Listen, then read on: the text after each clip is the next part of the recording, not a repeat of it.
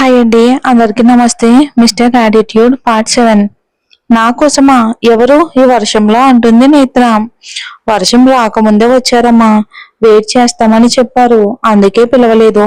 ఇప్పుడు పనుంది, వెళ్ళిపోవాలి అంటున్నారని వచ్చాను అని చెప్తుంది ఆ పనమ్మాయి. సరే అనుకుంటూ వెళ్తుంది నేత్ర లోపలికి. నా కోసం ఎవరొస్తారు అని ఆలోచిస్తూనే వెళ్ళి చూసేసరికి అక్కడ నేత్ర తండ్రి విశ్వనాథం గారు, చెల్లి తార నిలబడి ఉంటారు. వాళ్ళని అక్కడ చూసి ఒక్కసారిగా షాక్ అవుతుంది నేత్ర. తన కూతుర్ని అన్ని సంవత్సరాల తర్వాత చూసిన విశ్వనాథం గారు అయితే కన్నీళ్లు పెట్టుకుంటూ, ఎలా ఉన్నవరా తల్లి అని ఏడుస్తూ, మీ నాన్నను కూడా మర్చిపోయావా? అందరినీ వదిలేసి అసలు ఒక్క మాట కూడా చెప్పా పెట్టకుండా వెళ్ళిపోయావు. ఇన్ని సంవత్సరాలలో నీకెప్పుడు ఈ కన్న తండ్రి గుర్తుకు రాలేదారా?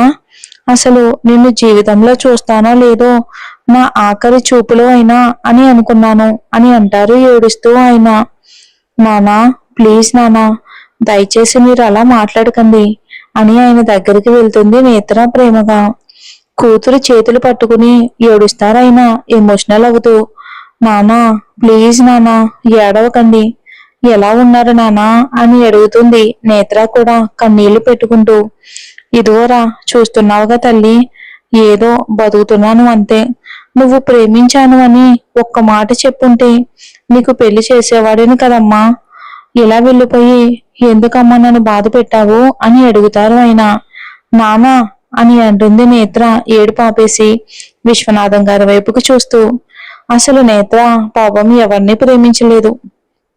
చూద్దాం మరి ఏం జరుగుతుందో. సరేలే కాని, అయిపోయింది ఏదో అయిపోయింది.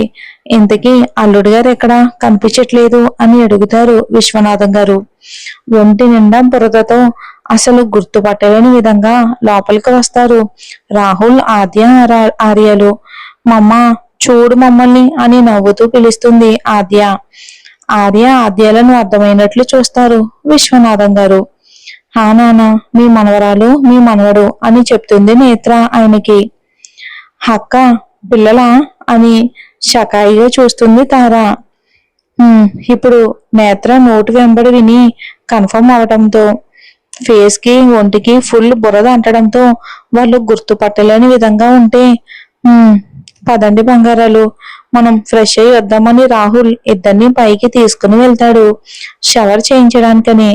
విశ్వనాథం గారు కూడా పిల్లలు ఎప్పుడెప్పుడు వస్తారా, వాళ్ళతో ఎప్పుడెప్పుడు మాట్లాడదామా అని చాలా వెయిట్ చేస్తూ ఉంటారు పిల్లల కోసం. అక్క, నా పెళ్లికి నువ్వు ఖచ్చితంగా రావాలక్క, ఇది చెప్పడానికి నానా నేను వచ్చాము కదా నానా అంటుంది తార. అయినా విశ్వనాథం గారు తారా మాటలకి ఏమీ మాట్లాడకుండా ఆలోచిస్తూ ఉంటే, నానా చెప్పు నానా అని ఆయన భుజం కదుపుతుంది తార. అక్క రాకపోతే నేను అస్సలే పెళ్లి చేసుకోను అని ట్విస్ట్ ఇస్తుంది మరి. తార అన్న మాటలకి విశ్వనాథం గారు నిజంగానే తారాకి తన అక్క నేత్ర అంటే చాలా ఇష్టం అనుకొని, రా తల్లి, మీ చెల్లి పెళ్లికి, నీ పెళ్లి స్వయంగా నీ చేతుల మీదుగా జరగాలి, నాకు మాట ఇవ్వమ్మా వస్తానని అని అడుగుతారు విశ్వనాథం గారు. తండ్రి ప్రేమలో పడి ఆ ఇంట్లో జరిగిన అవమానాలన్నీ మర్చిపోయి, సరే నానా అంటుంది నేత్ర వస్తాను అన్నట్లు. నానా, ఇంక వెళ్దామా, అక్కని పిలవడం అయిపోయింది కదా అంటుంది తార. అదేంటమ్మా అప్పుడే, నువ్వు వెళ్ళు, నేను కాసేపు ఆగి వస్తాను అంటారు విశ్వనాథం గారు. లేదు నాన్న లేదు, మనం వెళ్ళాలి, మళ్ళీ అమ్మకు తెలిస్తే కోపడుతుంది, మళ్ళీ ఎప్పుడైనా రావచ్చులే, ఆయన అక్క పెళ్లికి వస్తుంది కదా ఇంకేంటి అని చెప్తుంది తార. నిజంగానే అప్పుడు రాగిణి విషయం గుర్తొచ్చి విశ్వనాథం గారికి అస్సలు వెళ్ళొద్దు అన్నది. ఎలాగో నేత్రాన్ని పిలవడానికి ఒప్పుకుంది అనుకుని, మళ్ళీ ఇప్పుడు ఎక్కువసేపు ఇక్కడే ఉంటే మళ్ళీ నేత్రాన్ని తిడుతుందేమో అని, సరేలే తల్లి, మర్చిపోకుండా రా అని చెప్పి వెళ్తారు ఆయన. నేత్రాన్ని పిల్లల్ని ఈ క్షణమే తనతో పాటు వాళ్ళ ఇంటికి తీసుకుని వెళ్ళిపోవాలి అని ఉన్న రాగిణి గారి గురించి భయపడి అక్క అడగలేకపోగా, కనీసం పిల్లల్ని కూడా చూడలేకపోయాను అనుకుంటూ బాధగా కదులుతారు విశ్వనాథం గారు. నైట్ పిల్లలిద్దరికి డిన్నర్ పెట్టేసి నిద్రపుచ్చి బెడ్ కానుకుని ఏదో ఆలోచిస్తూ ఉంటుంది నేత్ర. ఏం ఆలోచిస్తున్నావు నేత్ర అని అడుగుతాడు లోపలికి వస్తూ రాహుల్.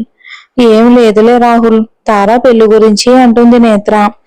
ఇందులో ఆలోచించడానికి ఏముంటుంది, తను పెళ్లి చేసుకుంటుంది, అంతే కదా, అందరూ చేసుకుంటారు అని చెప్తాడు రాహుల్ సింపుల్ గా. అది కాదు రాహుల్, నాన్నకి మాటిచ్చాను వస్తానని, వెళ్ళాలి పెళ్లికి అంటుంది నేత్ర. ఒక్కసారిగా రాహుల్ పైకి లేస్తూ, నేత్ర, నువ్వేం మాట్లాడుతున్నావో నీకు అర్థమవుతుందా? పెళ్లికి వెళ్తానంటున్నావు, వాళ్ళు నిన్ను ఎన్ని మాటలు అంటారో తెలీదా నీకు? నేను చెప్పాలా? మార్నింగ్ నిన్ను మీ పిన్ని ఏమందో మర్చిపోయావు అప్పుడే. అవసరమా నేత్ర నీకు ఇదంతా? పిల్లలు ఉన్నారు నీకు, వాళ్ళ మొహం చూడు, కనీసం ఇదన్నా గుర్తుందా నీకు లేదా అని అడుగుతాడు రాహుల్ కోపంగా. రాహుల్, ప్లీజ్ రాహుల్, వెళ్ళాలి అంటుంది నేత్ర. నువ్వు ఎన్నైనా చెప్పు నేత్ర, నిన్ను పంపించడం నాకు అసలు ఏ మాత్రం ఇష్టం లేదు. అక్కడ అసలు సేఫే కాదమ్మా, అర్థం చేసుకో అంటాడు. ఇక తన చెయ్యి పట్టుకుని నిద్రపోతున్న ఆర్య ఆద్యాలను చూస్తూ, ప్లీజ్ రాహుల్, నేను చాలా జాగ్రత్తగా ఉంటాను అని రిక్వెస్ట్ చేయటంతో ఇంకా తప్పగా, సరే కానీ నాదొక కండిషన్ అని చెప్తాడు రాహుల్. రాహుల్ చెప్పిన దానికి సరే అంటుంది నేత్ర. కండిషన్ ఏంటో చూద్దాం. అది ఏలూరు జిల్లా ప్రగడవరం దగ్గర వీరవరం అనే గ్రామం. ఈ గ్రామం కలుపుతాం ఏదో స్టోరీ కోసం మాత్రమే. కారు ఆ ఊరు మీదుగా వెళ్తూ ఉంటే చుట్టూ అడవి మాదిరిగా ఉన్న ఆయిల్ పామ్ చెట్లు, ఒక్కొక్కటి 20 అడుగులు ఎత్తు వరకు చాలా లావుగా ఉండి ఆకులు గంభీరంగా ఊగుతూ ఉంటే అది అసలు చూడటానికి చాలా భయంకరంగా ఉంటుంది ఆ ప్రదేశం. ఇక రోడ్డు మీద చూస్తూ ఉంటే కొండ చిలువలు రోడ్డు మీద అక్కడక్కడ ఏవో వాహనాలను వాటి దాటి వాటి మీదుగా వెళ్ళటంతో రోడ్డు కతుక్కుని ఉంటాయి. అవి ఎండిపోయి భయంకరంగా ఉంటాయి. ఇక అది కాస్త దాటింది అనుకుంటే చుట్టూ పచ్చదనం ఉండి అరటి చెట్లు పొడవైన ఆకులు ఉండి అసలు ఆ రోడ్లో మనుషులు ఉన్నారా అనిపిస్తూ ఎక్కడ జన సంచారం కూడా లేకుండా ఉండి కారు అటువైపుకి వెళ్తూ ఉంటే సుమారు ఒక 40 నిమిషాల ప్రయాణం తర్వాత ఊర్లోకి ఎంటర్ అవుతుంది నేత్రావళ కారు. బయట పెళ్లి కూతురు పెళ్లి కొడుకు నేమ్స్ ఉన్న బ్యానర్ చూసి అసలు తారాకి ఇంత దూరం వచ్చి పెళ్లి చేయాల్సిన అవసరం ఏమొచ్చింది, ఏమీ అర్థం కాక అయోమయంగానే చూస్తుంది నేత్ర కారులో నుండి. నేత్ర, ఇప్పటికైనా మించిపోయింది ఏమీ లేదు, వెనక్కి వెళ్ళిపోదామా అని అడుగుతాడు రాహుల్. ఆ వాతావరణం ఎందుకో చాలా కొత్తగా ఉంటే. నో రాహుల్, ఉండాలి అంటుంది. ఇక ఒకే ఒక మాట నేత్రది. సరే అయితే వెళ్ళు, నేను తర్వాత వస్తాను వెనకాలే అని చెప్తాడు రాహుల్. పిల్లలిద్దరినీ దగ్గరికి తీసుకుని, మాము చెప్పిన మాట వినండి, అసలు ఎదురు చెప్పకండి, ఏడిపించకండి, ముఖ్యంగా అక్కడ నాతో అస్సలు మాట్లాడొద్దు, అండ్ మెయిన్లీ మాస్క్ కూడా అస్సలు తీయొద్దు అని చెప్తుంది నేత్ర. ఓకేమమ్మా, నువ్వు చెప్పావు కదా, అస్సలు తీయమని చెప్తారు. గుడ్ బాయ్ గుడ్ గర్ల్ లాగా ఆర్య ఆద్య. నేత్ర, మా గురించి నువ్వు ఆలోచించాల్సిన అవసరం లేదు, నీ గురించే మేము భయపడుతున్నాము. అండ్ సీరియస్లీ నిన్ను అక్కడ ఎవరైనా సరే ఒక్క మాట అన్నా అక్కడ చూస్తూ వదిలే ప్రసక్తే లేదు నీకు, అర్థమైందా అని చెప్తాడు రాహుల్ కోపంగా. ఇక సరే అని కారు దిగి వెళ్తుంది నేత్ర ఆ కళ్యాణ మండపంలోకి. బంగారాలు, గుర్తుంది కదా మీకు నేను చెప్పింది, ఇదిగో పెట్టుకోండి అని మాస్కులు ఇస్తాడు ఆద్యకి ఆర్యకి రాహుల్. వాళ్ళకిచ్చి తను కూడా మాస్క్ పెట్టుకుంటాడు.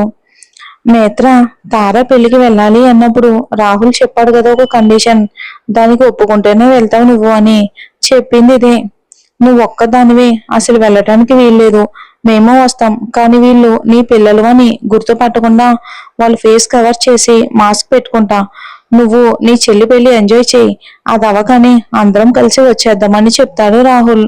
ఇది కూడా బానే ఉంది అనిపించి ఇక సరే అంటుంది నేత్ర. మరి ఏం జరుగుతుందో ఏంటో పెళ్లిలో చూద్దాం.